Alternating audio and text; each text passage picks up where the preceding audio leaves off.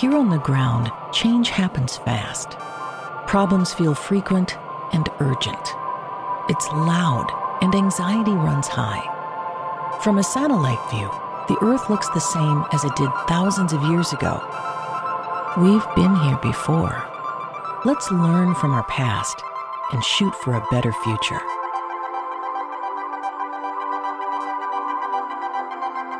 You know, I've already been delivering real results in a fiscally responsible way. But I know not everyone's feeling it.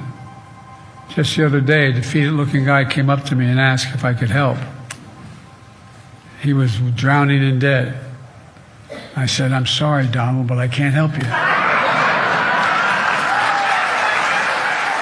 That's Joe Biden. That's our President, Joe Biden. You know, I think he's hitting it pretty good these days. And Donald Trump, in the meantime, not so much. Welcome to this episode of A Satellite View. I'm Todd Mikkelson, your host, speaking at you from Sunday, April 21st, 2024. Biden also in this same speech, I think it was in Pennsylvania, he's barnstorming the battleground states. Donald Trump is sitting in a courtroom.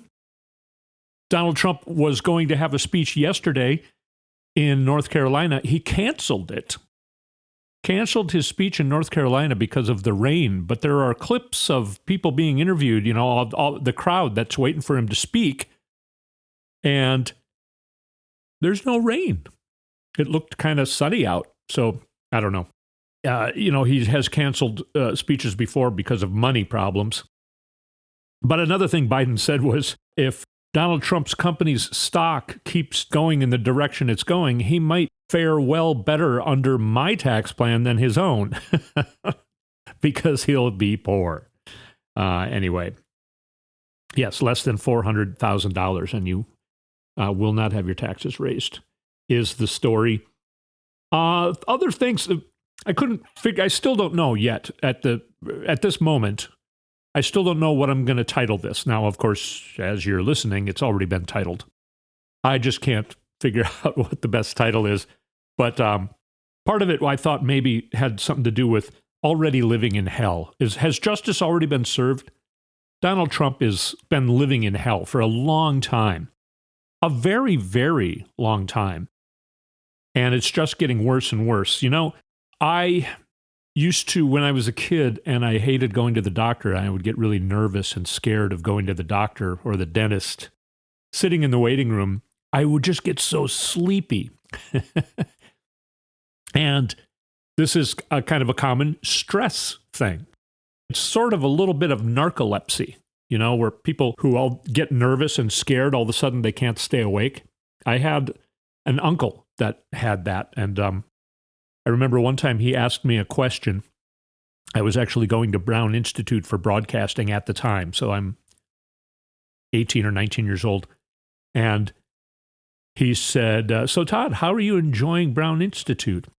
And I came back with something like, "Oh, well, you know, it's pretty good. I'm having a lot." And then I looked at him, and he was sleeping.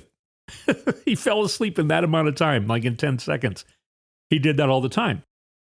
I think he had narcolepsy. I think he was super nervous all the time. And people like me made him nervous. I don't know. Well, what's Donald Trump doing in court all this week? He can't stay awake. The stress is really getting to him.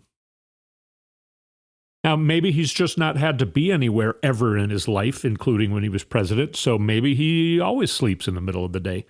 But I think this courtroom hearing is getting to him. He was told to sit down. You know, he stood up and he was going to leave the room, and the judge said, "Hey, sit down. I haven't excused you yet." You know, he's not used to that, obviously. This whole trial, people say it's not as important. It's just about paying off a porn star. Well, it is important because paying off that porn star so that she wouldn't talk and reveal part of Donald Trump to the voters in a presidential election is a huge crime. It's anti-American. That's what the gist of this is. But he's going to be having people talking about him having affairs on Melania Trump. A couple, at least a couple. Karen McDougal. Apparently, she says it was more than a year. It was almost a year and a half they were together. Behind Melania's back. I don't know, maybe Melania knew all about it. Melania, does she really care about her marriage with Donald Trump? You know, it doesn't look like it to me.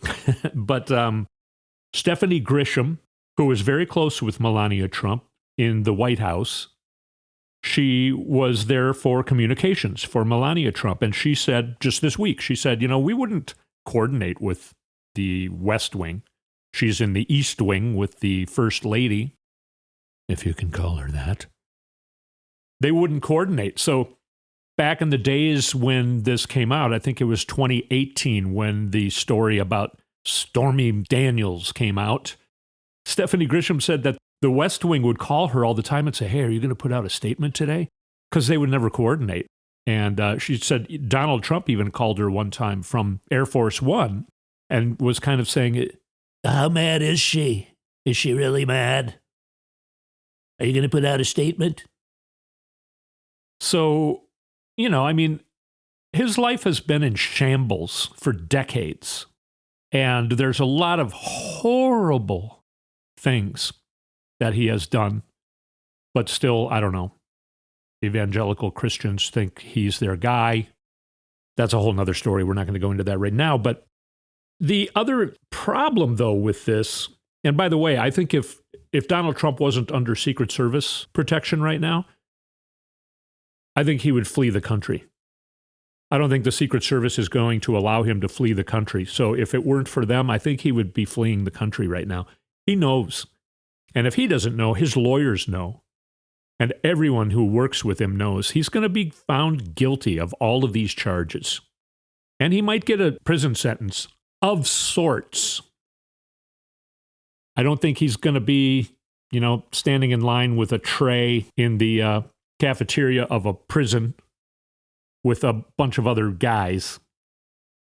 People speculate that it would be something more like maybe in a military base or something, where he can be protected as well as be incarcerated. He's already living in hell. He knows that he's doomed. He's not even trying to campaign. He keeps talking about, I should be in Pennsylvania and Florida right now campaigning, with his hands moving back and forth. I'm the best accordion player the world has ever. Many people say, the likes of which has never been seen, the accordion, I'm the best in the world. Some say the universe. Some say possibly the universe. I don't know. Best accordion player in the universe. Going to get a Nobel Prize for my accordion playing, because he moves his hands like that when he's talking all the time. You can tell when he's talking like that he's living in hell. But he has ruined the whole Republican Party. People are now saying that the Republican Party is going to end this November. A lot of people are now saying the Republican Party is going to end this November. They're doing everything they can. The third-party candidates, that's the only thing that kind of makes me a little nervous. Robert Kennedy Jr. just got on the ballot in Michigan, and that's a horrible thing. You know me, I have a lot of confidence in the Joe Biden campaign, and so does Joe Biden and other people as well.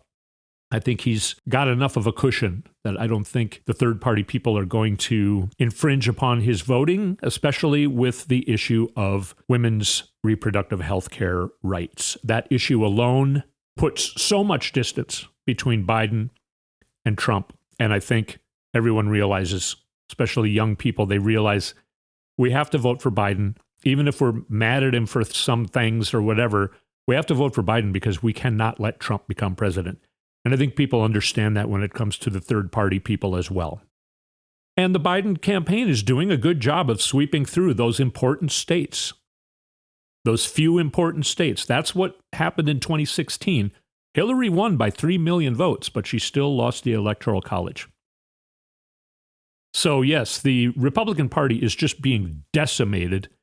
And the only chance they do have would be something like a third party taking away enough votes in one of those states like Michigan to make Biden not be able to win the Electoral College in those states. Now, I also think Biden's going to surprise us by winning states that nobody thought he could win, even a year ago or even a month ago.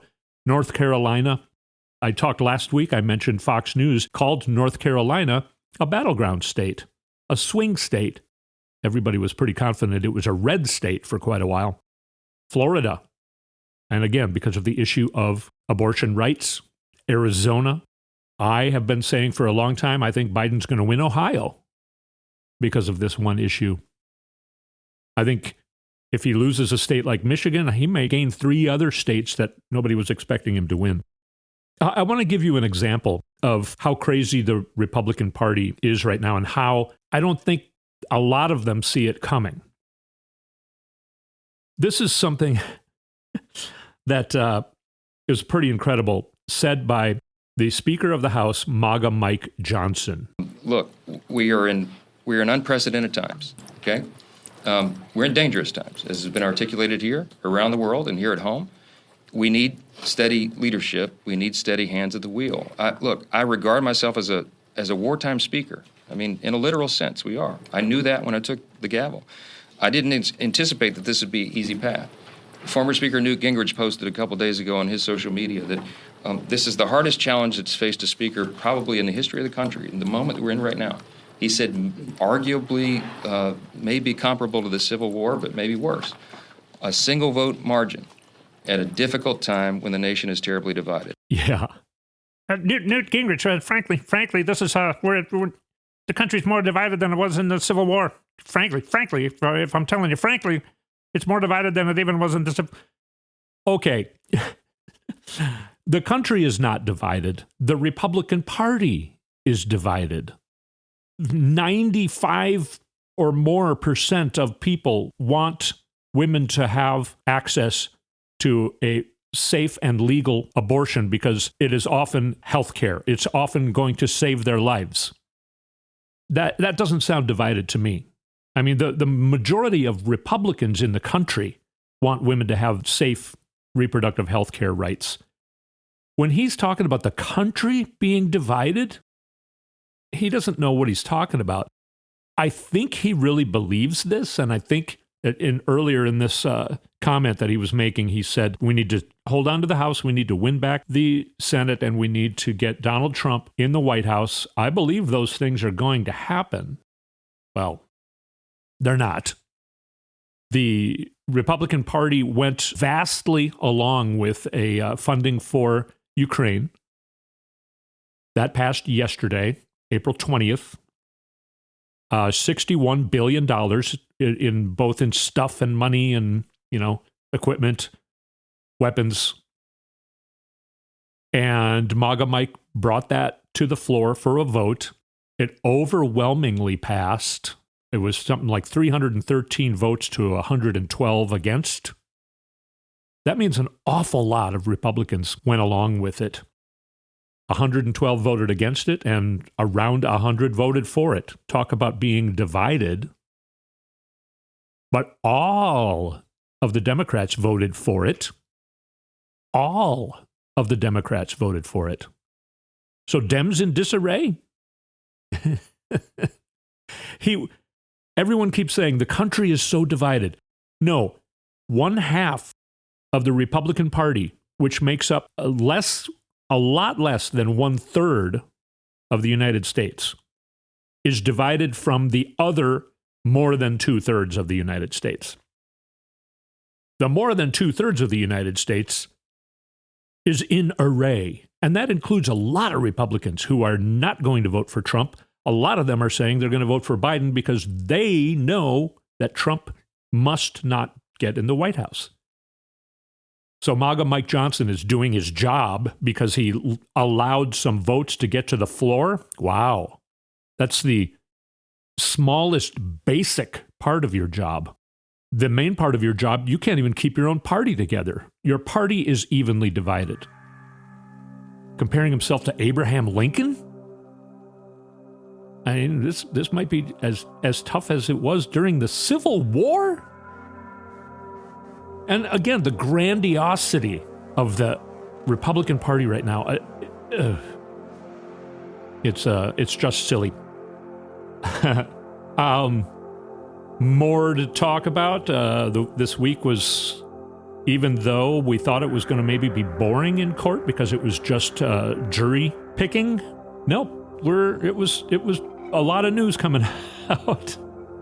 Guy lit himself on fire outside the courthouse. Ended up having absolutely nothing to do with Donald Trump or any of the politics involved or anything like that. It was just a crazy conspiracy guy trying to get attention, I guess. Of course, Donald Trump falling asleep and other things in court. And we find out that, yes, the trial is beginning tomorrow morning, Monday morning. As you listen to this, it's already going to have started. And most people speculate that we're going into this Pecker first. And I'll explain when we come back on A Satellite View.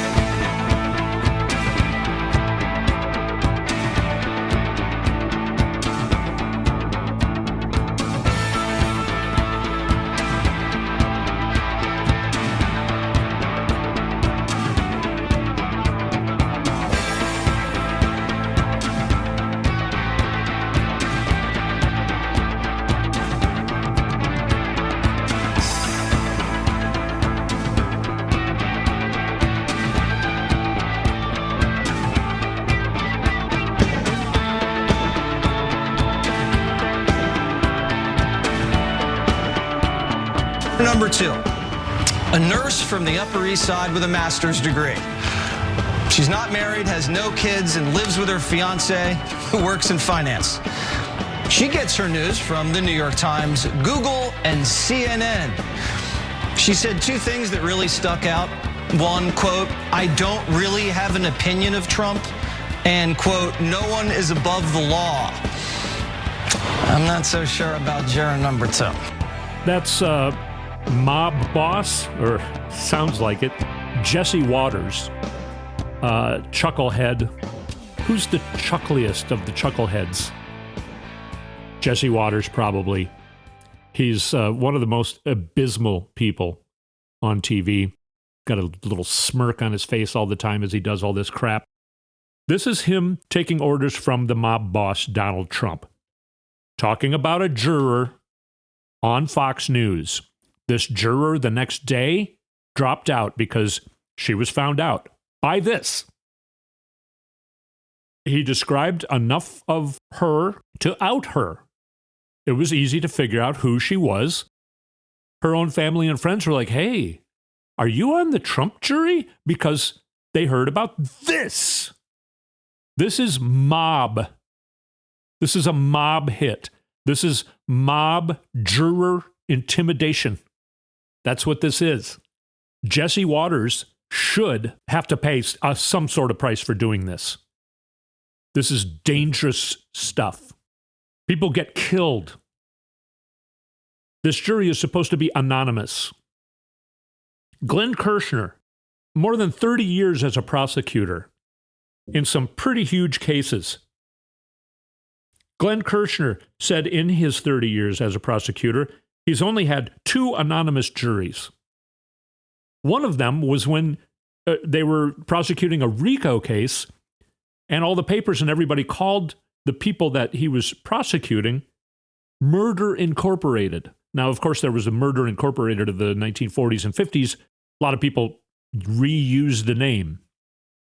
And that's what happened. So, Murder Incorporated, this Glenn Kirshner was prosecuting against this group. They had killed 31 witnesses and members of their group that were leaving in 9 years.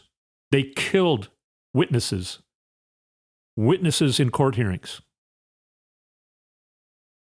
Todd Blanche, Trump's lawyer, asked for the names of the first 3 witnesses before the weekend because they wanted to intimidate those witnesses. There's going to be a hearing on Tuesday where the judge is going to rule on now at least 11 times that Trump has broken the gag order that he's under. He's under a gag order because you're not supposed to tamper with witnesses or the jury. Jesse Waters on Fox News got this information probably from Trump's lawyers. Could you maybe, Jesse, you work for us. I told you I may someday need to ask you for a favor, and that day has come, Jesse. Can you talk about this juror on your air? We know a lot of people watch your show. It's disgusting. I mean, it's fun to watch The Sopranos, and you're kind of rooting for Tony. But you realize that if it was real life, you also watch Tony shoot people and humiliate people and drive people to suicide. And it's a TV show. But it's very realistic. And this is what we're talking about. These people are disgusting. Jesse Waters, what a puke. An absolute puke. By the way, the reason I said we're going in Pecker first, one of the titles I was thinking of, I don't know if it's going to end up being the title, something about, Trump brought down by his Pecker, his David Pecker, something like that. I don't know. Everyone's speculating that the first witness is probably going to be David Pecker, CEO, I think, of the National Enquirer. And a big part of the story is this, what's called catch and kill. Karen McDougal was paid by the National Enquirer $150,000 for her story about having a 15-month affair with Donald Trump while he was married to Melania. Then they tell her, yeah, we're going to write your story in the National Enquirer. But now we have bought your story, so you can't tell your story. You have to let us tell it so that we make money off it. That's why we're paying you. So it's the equivalent of a non-disclosure agreement. She's not allowed to talk about it in public anymore because the Enquirer now owns the story. But then David Pecker made a deal with Donald Trump to never tell the story, never write the story. It's called catch and kill. You catch the story and then you kill it. Now, he thought it would be problematic to do the same thing with Stormy Daniels. So Michael Cohen came up with this scheme that, okay, I'll pay her and then Trump, you pay me back. And we'll make her sign a non-disclosure agreement so that she can't talk about your little thing, whatever you want to call it. If it was an affair, it sounds like it was a not completely consensual incident in a hotel room. That's against the law. It's lying on your business records, and there's campaign finance problems with it because that is $130,000 going to the benefit of the campaign. It breaks the amount that you're allowed to donate to a campaign. A lot of things. There's 34 counts that they're talking about. Pecker first this week. I think if Donald was walking forward, I don't think it would be Pecker first for him, actually. Yeah, bad joke about the size, but, he's a disgusting piece of crap. So I think I can do a bad joke about the size of his Pecker. I don't know if I might edit that part out. Why? It's my show. I can do what I want. Anyway, another thing, how much security cost is this trial? How much extra money to hire tons of police? I mean, they have to have police all over for blocks around. The Secret Service, the security of the building, all of the maneuvers that they have to do because an ex-president of the United States is such a dirty, disgusting criminal. And we're going to have to do this multiple times. This is just one of the many trials. How much extra does this guy cost us? Just because he's a piece of dung, feces. I mean, we're all just so sick of it. Are we not? I mean, I'm sick of his voice. My wife Heidi won't allow me to imitate him anymore in the house.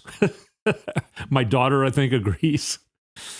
I think even my dog Tucker is having some anxiety about me doing the Trump impersonation.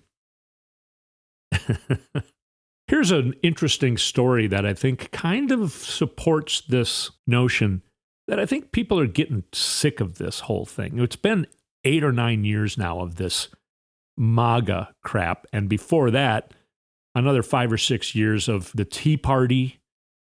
And before that was Bush. And before that was Newt Gingrich, the guy who started all this division.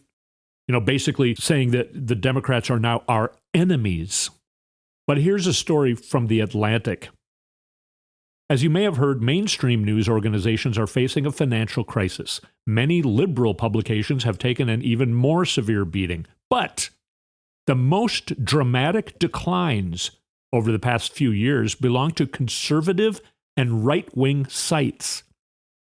The flow of traffic to Donald Trump's most loyal digital media boosters isn't just slowing, as in the rest of the industry. It's utterly collapsing. This past February, readership of the 10 largest conservative websites was down 40% compared with the same month in 2020. This is according to The Writing. It's a newsletter that uses monthly data from ComScore, essentially the Nielsen ratings of the internet, to track right-wing media. Some of the biggest names in the field have been pummeled the hardest.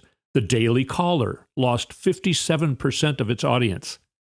The Drudge Report, the granddaddy of conservative aggregation, was down 81%. The Federalist, founded just over a decade ago, lost a staggering 91%. FoxNews.com, by far the most popular conservative news website, has fared better, losing only 22%. Now, the only reason that they're saying it's fared better is because the others are losing 81 and 91%. If you lose 22% of your traffic, that's devastating in itself. That translates for the Fox News website to 23 million fewer monthly site visitors compared to 4 years ago. 4 years ago, when maybe it was the height, the grand finale, the big payoff scene of the Trump era. Now, of course, we're having a fun sequel going on.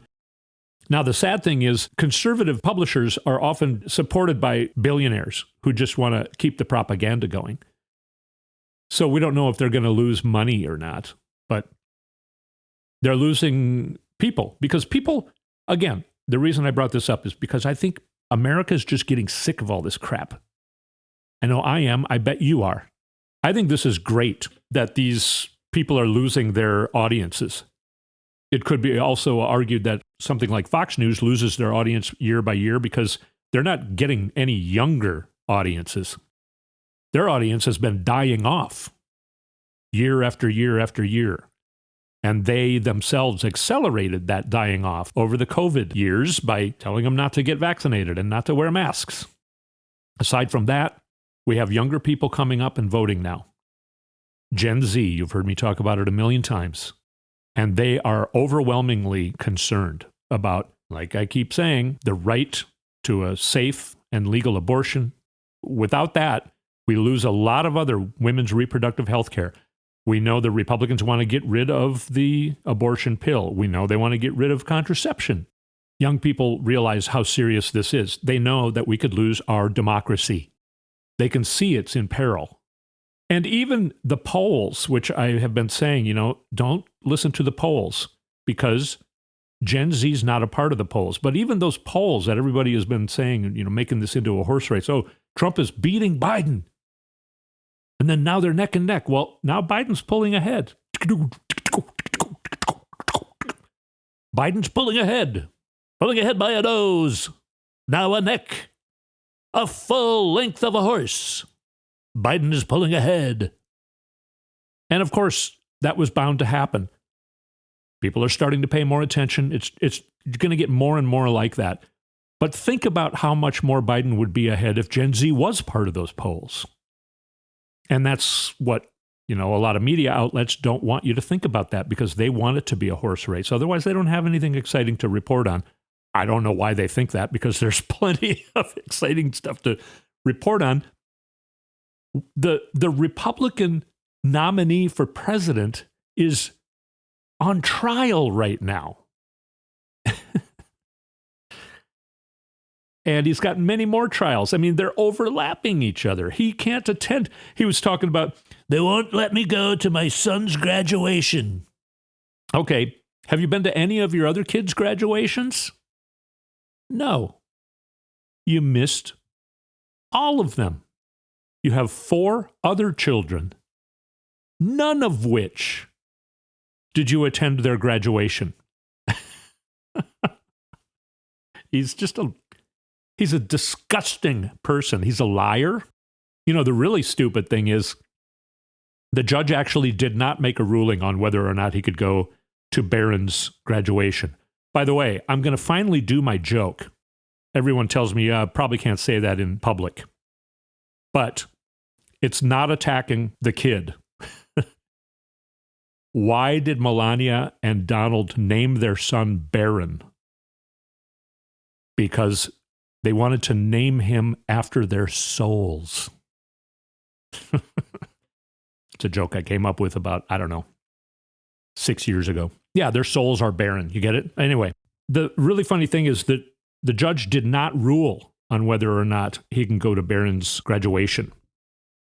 He said, oh, no, that's a far way off. I don't know where we're going to be at. I'm not going to make a ruling on that right now. We'll see where we're at, a month from now when that graduation is actually going to be held. There's such a good chance that the judge is going to say, okay, you know what? This is moving along just fine. I'll give everyone a day off. You can go to Barron's graduation. And then Trump is not going to go to Barron's graduation. He's not going to go. So yeah, trial tomorrow, Pecker first, big barrel of popcorn. 2024 is already fun to watch. If you watch it the right way. That's what we're doing here on A Satellite View. Thank you so much for being here. Again, I want you and me together to help each other to argue for things that are good, argue against things that are bad, keep our heads together. The world is getting better. Things are turning for the better. Not everything yet. I know there are a lot of horrible things going on in the world. I know there are people, somebody who listens to this show is talking about, yeah, the economy is good, but, not really for me economically. I know there are people that this economy is not working for right now, but it is getting a lot better than it was. I know some of you think maybe I'm too optimistic, but that's kind of what this show's for. Yes, there's a lot of horrible things to report on. I realize that. But we want to try and fix those things. We want to make things better. And the best way to do that is to start somewhere. Take your first foot forward. John Kennedy said in his inaugural speech, we may not be able to do this in the next year. We may not be able to do this during my administration. We may not even be able to do this in our lifetimes, but let us begin. That's what we're doing here. So thank you so much for listening. I'll talk to you next week.